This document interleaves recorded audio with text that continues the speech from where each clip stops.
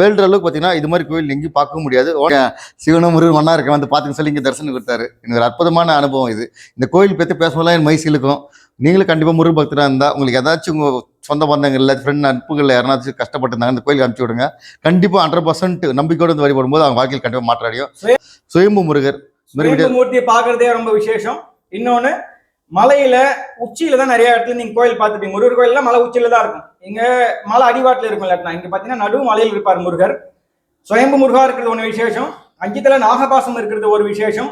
இன்னொன்று 27 நட்சத்திரங்களும் சிவசர்ப்பமும் பூஜை பண்ற டெய்லியும் பூஜை பண்ணிட்டு இருக்கிற முருகர் அப்படிங்கிறது விசேஷம். சூரிய சந்திரன் இருக்கிறவர்களும் டெய்லியுமே நட்சத்திரங்கள் 27 இந்த முருகனை பூஜிக்கிறதாகவும், சிவசர்ப்பம்னு சொல்லக்கூடிய சிவசர்ப்பம் வந்து முருகனை பூஜிக்கக்கூடியதாகவும் இங்க வரலாறு இருக்கு. வெற்றிவேல் முருகனுக்கு அரோகரா. உலக அளவில் பார்த்தீங்கன்னா இது மாதிரி கோயில் இறங்கி முருகர் கோயில் பார்க்கறது ரொம்ப அரிதான ஒன்று. 27 நட்சத்திரங்களும் வருஷத்தில் 365 நாள் பார்த்தீங்கன்னா முருகர் வணங்குற மாதிரி இங்கே இருக்குது. அது மட்டும் இல்லாமல் சுயம்பு முருகா காட்சி அளிக்கிறார். சுயம்பு முருகரை காட்சி அளிக்கிறார். இங்கே இன்னொரு சிறப்புன்னு பார்த்தீங்கன்னா முருகருக்கு எப்பவுமே சர்ப்பம் வந்து குட மாதிரி இறங்கி பார்க்க முடியாது. இங்கே இருக்குது சர்ப்பம் வந்து முருகர் வந்து அபிஷேகம் பண்ணுற மாதிரி ஒரு சிறப்பான ஒரு கோவில். முருகல் திவாகரையா நம்ம கூட இருக்காரு. இந்த கோயில் பற்றி ஃபுல்லாக எக்ஸ்பிளைன் பண்ணுவார். இது மாதிரி கோயிலுக்கு வந்து நீங்கள் பரிகாரம்லாம் பண்ணலாம் அவசியம் கிடையாது. வேல்டுற அளவுக்கு பார்த்தீங்கன்னா இது மாதிரி கோயில் எங்கேயும் பார்க்க முடியாது. ஒன்ஸ் இங்கே எந்த ஒரு ப்ராப்ளம் இருந்தாலும் இங்கே உள்ள வந்தாலும் அந்த ப்ராப்ளத்துக்கு வந்து க்யூர் ஆகிடுங்க. சொல்லுங்கள். வணக்கம். உமா கோமல ஹஸ்தாபியாம் சம்பாவித லலாட்டகம் ஹிரண்ய குண்டலம் வந்தே குமாரம் புஷ்கர சிரஜம். அனைவருக்கும் வணக்கம். இங்க இந்த ஸ்தலம் பார்த்தீங்கன்னா திருவண்ணாமலை மாவட்டத்துல கலசப்பாக்கம் வட்டம் நட்சத்திர கோயில் அப்படிங்கிற இடத்துல இருக்கு. பக்கத்துல உனக்குள்ளேயே நான் இருக்கேன். உன் பக்கத்திலேயே ஒரு மலை இருக்கு, நட்சத்திர குன்றுன்னு பேரு. அங்க வந்து நான் ஐக்கியமா இருக்கேன். நான் சிவனுக்கு பூஜை பண்ணிட்டு இருக்கேன். நித்திய சிவ பூஜை பண்ணிட்டு இருக்கேன். 27 நட்சத்திரங்களும் எனக்கு பூஜை பண்ணுது. சிவ சர்ப்பம் எனக்கு பூஜை பண்ணிட்டு இருக்கு. உன் காவடி அங்க வந்து செலுத்துங்க அப்படின்னு சொல்லிட்டு கனவுல அசிரிதி மாதிரி முருகன் அனுகிரகம் பண்றார். அந்த தாத்தா மறுநாள் கிராமத்தில் இருக்கிறவங்க எல்லாரையும் கூப்பிட்டு வரார். இங்க மலை அடிவாரத்துல இங்க வரும்போது குளங்கள் இருக்கு, 2-3 குளங்கள். சந்திர புஷ்கரணி, சூரிய புஷ்கரணின்னு சொல்லிட்டு குளங்கள் இருக்கு. அந்த கீழே குளத்துல வரும்போது ஒரு சிவசர்ப்பம் வழிகாட்டணும்னு சொல்றாரு கனவுல. ஸோ கிட்ட அந்த குளத்துக்கிட்ட வரும்போது ஒரு சிவசர்ப்பம் இருக்கு. அந்த சிவசர்ப்பம் மலை நோக்கி மேலே ஏறி வருது. இவங்களும் மேலே ஏறி அந்த சர்ப்பத்தை தொடர்ந்து வராங்க. நடு மலையில வந்தோடனே ஒரு புதருக்குள்ள போயிட்டு அந்த நாகம் மறைஞ்சிடுது. ஸோ அந்த புதர்லாம் விளக்கிட்டு பார்க்கும்போது சுயம்பு சிவசுப்பிரமணியர் முதல்ல மனுஷங்களுக்கு காட்சி கொடுக்குறார். காட்சி கொடுக்கும்போது கீழே சுயம்பு முருகரும் மேலே 5 தலை நாகமும் உயிரோடு இருந்ததுனால நம்மளுக்கு இன்னைக்குமே எந்த சுவாமிக்கும் எந்த முருகருக்குமே சாத்தாத ஒரு விசேஷமான ஆபரணம் சிவ ஆபரணம் சொல்லுவோம். 5 தலை நாகம். அது வந்து நம்ம முருகருக்கு இங்க சாத்திர வழக்கத்தை வச்சுட்டு இருக்கோம். சுயம்பு முருகர் அப்படிங்கிறதே ரொம்ப விசேஷமான மூர்த்தி. கனவுல சொல்லும்போது சொல்றாரு, சூரிய சந்திரன் இருக்கிறவர்களும் நட்சத்திரங்கள் எனக்கு பூஜை பண்ணும், சிவ சர்வம் எனக்கு பூஜை பண்ணும்னு சொல்லியிருக்காரு. ஸோ டெய்லியுமே நட்சத்திரங்கள் 27 இந்த முருகனை பூஜிக்கிறதாகவும், சிவ சர்ப்பம்னு சொல்லக்கூடிய சிவசர்ப்பம் வந்து முருகனை பூஜிக்கக்கூடியதாகவும் இங்க வரலாறு இருக்கு. இப்ப 27 நட்சத்திரங்கள் சம்பந்தப்பட்ட எல்லாருமே இந்த பகவானை வந்து தரிசனம் பண்ணும்போது நம்மளுக்கு அனுகிரகம் பண்றார். இது ஒரு அனுகிரக ஸ்தலம். அனுகிரக ஸ்தலம் மூர்த்தி அப்படிங்கிறது நம்மளுக்கு ரொம்ப ரேரான இடத்துங்கள்ல தான் இருக்கு. ஸோ நம்ம சுவாமி வந்து வர்றவாருக்கு அனுகிரகம் பண்ற அனுகிரக மூர்த்தி. அவன் அருளாலே அவன்தாள் வணங்கி அப்படின்னு சொல்லிட்டு நம்மளுக்கு எல்லாம் படிச்சு கேள்விப்பட்டிருப்பீங்க சிவபுராணத்துல. ஸோ நிறைய பேர் இந்த பக்கமாக கிராஸ் பண்ணி போயிருப்பாங்க. ஆனால் அந்த கோயிலுக்கு மேலே வரதுக்கு அனுகிரகம் கிடைச்சிருக்காரு. நிறைய பேர் மலை அடிவாட்டில் வந்து சுவாமி அங்கிருந்து கீழே சுவாமி கும்பிட்டுட்டு போயிடுவாங்க. நிறைய பேர் மேலே வரும்போது கதவு சாத்தி இருந்திருக்கும். அவன் அருளாலே அவன்தாள் வணங்கிங்கிறதுக்கு ஏற்ற மாதிரி முருகன் அருள் இருந்தால் மட்டுமே நம்ம வந்து இந்த முருகனை தரிசனம் பண்ண முடியும். நீங்க முருகனை பார்த்தாலே போதும் உங்களுக்கு அந்த அனுகிரகம் கிடைக்கும். முருகர் உற்சவ மூர்த்தி. முதல்ல சுயம்பு மட்டும்தான் இருந்தார். அதுக்கப்புறம் ஒரு 450-500 வருஷங்களுக்கு முன்னாடி தான் முருகர் வள்ளி தேவான சிலைகள் வச்சு கிருத்திகைக்கு உற்சவம் பண்ண ஆரம்பிச்சார் ஒரு தாத்தா. ஸோ ஒரு கிருத்திகும் போதும் காலையில விடியற்காலையில 3:30 மணிலேருந்து 5 மணிக்குள்ள அபிஷேகம் நடந்து முடிஞ்சு அதுக்கப்புறம் ஃபுல்லா தரிசனார்த்திகளுக்கு தரிசனம் நடந்துட்டு இருக்கும். சாயங்காலம் 6 மணிக்கு விசேஷ அலங்காரத்துல உற்சவமூர்த்தி மலையிலிருந்து புறப்பட்டு கீழே இறங்கி மலையை வலம் வருவார். இது வந்து வழக்கமா இருக்கு. அது தவிர 12 கிருத்திகைகள்ல எல்லாமே இது நடக்கும். ஆடி கிருத்திகை ரொம்ப விசேஷமா இருக்கும். தை கிருத்திகை விசேஷமாக இருக்கும். கார்த்திகை மாசம் வர கிருத்திகையும் விசேஷமா இருக்கும். அது போக இங்க உற்சவங்கள் பார்த்தீங்கன்னா 6 நாள் கந்த சஷ்டியும் நல்லா பிஸியா நடந்துட்டு இருக்கும். சூரசம்ஹாரம் நடக்கும். பக்கத்துல இங்க ஒரு ஆறு இருக்கு.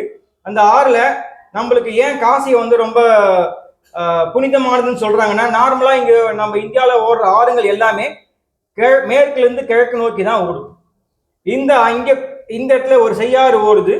இந்த செய்யாறு கொஞ்சம் தூரம், ஒரு 2 கிலோமீட்டர் தூரத்துக்கு தெற்குல இருந்து வடக்கு நோக்கி ஓடும், காசியில் இருக்க மாதிரி. அந்த இடத்துல போயிட்டு தீர்த்தவாரி நடக்கும். சூரசம்மாரம் முடிச்சு அந்த இடத்துல போயிட்டு தீர்த்தவாரி நடக்கும். அது ஒரு விசேஷமான நிகழ்வா இங்க நம்ம கோயில கொண்டாடிட்டு இருக்கோம்.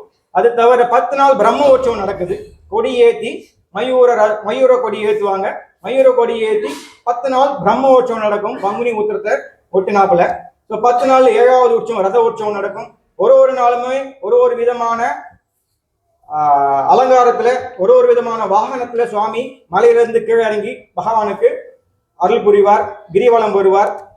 எல்லாரும் வாங்கோ, பங்குனி உத்திர நிகழ்வுகளை கண்டு கழிங்கோ. 6 நாள் கந்த சஷ்டி விரதம் இருந்து பகவானை தரிசனம் பண்ணுங்கோ. பார்த்தீங்கன்னா பரிகார ஸ்தலம் கிடையாது, இது அனுகிரக ஸ்தலம் சொல்லிட்டீங்க. நான் பார்க்குறவங்க சில பேர் அது எப்படி புரியும் தெரியல. இப்போ 27 நட்சத்திரத்தில் ஒருத்தருக்கு 27 நட்சத்திரம் கம்பல்சரி எல்லாருக்கும் வந்து தரும். அதில் இருக்க குறைபாடுகள்லாம் இங்கே வந்தால் நிறைவேற்றி அடையும். அதுக்காக பூஜை எதனா பண்ணக்கூடாது தானே, வந்து ஜஸ்ட் போனால் போதும். அப்படி இல்லை, பூஜை பண்ணக்கூடாது, பூஜை பண்ணணும். பரிகாரம் ஸ்பெஷலாக அந்த நட்சத்திரத்துக்கு ஒருத்தர் பூஜை பண்ண தேவையில்லை, முருகர் மட்டும் என்ன போதும். முருகருக்கு இங்கே வந்தேன்னா இப்போ அப்ப இந்த கிரகங்கள் ஏதாவது ஒரு குறைபாடுகள் இருக்கும்போது தான் நம்ம உடனே இந்த பரிகாரம் பண்ணணும், அந்த பரிகாரம் பண்ணணும், இதை பண்ணா சரியாயிடும், அதை பண்ணா சரியாயிடும் சொல்லிட்டு அதுக்கான தனித்தனி ஸ்தலங்கள் இருக்கு, பரிகார ஸ்தலங்கள்லாம். இங்க என்ன அப்படின்னா, நீங்க ஜாதகத்துல குறைபாடுகள் இருந்தாலும் சரி, நட்சத்திரங்கள் சம்பந்தமான தோஷங்கள் இருந்தாலும் சரி, பகவானை வந்து நீங்க தரிசனம் பண்ணாலே அந்த தோஷங்கள் எல்லாமே நிவர்த்தி ஆயிடும் அப்படிங்கறதா இங்க உண்மை. ஸோ அதை தாண்டி பரிகாரம் பண்ணணும் அப்படிங்கிறது தான் ஒன்றும் இல்லை. இங்க வந்து பகவானை தரிசிச்சாலே, ஒரு பூ வாங்கி கொடுத்தாலே, இல்லை ஒரு மாலை வாங்கி கொடுத்தாலோ, இல்லை அர்ச்சனை பண்ணிட்டாலோ எதுவுமே வேண்டாம். ஜஸ்ட் வந்து அவரை பார்த்தேனாலே போதும்.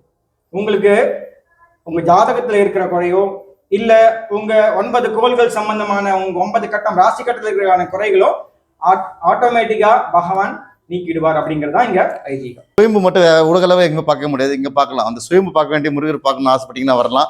சகல தோஷங்களும் நிவர்த்தி அடைங்க வந்தா. இங்க வந்து முருகனுடைய அனுகிரகம் வரணும் அப்படின்னா, அது சொன்ன மாதிரி முதல்ல அவன் அருளாலே அவன்தால வணங்கி எல்லாரும் வந்துட முடியாது. இந்த ஸ்தலத்துக்கு வரணும்னு விருப்பப்பட்டு நீ பிளான் பண்ணா கூட அவர் வரணும், அவர் வந்து உங்களை பார்க்கணும் அப்படின்னு ஒரு அமைப்பு இருந்தா மட்டும்தான் நீங்க இந்த ஸ்தலத்துக்கு வரவே முடியும். இங்க கீழே இருந்திருப்பாங்க, மலை கீழே.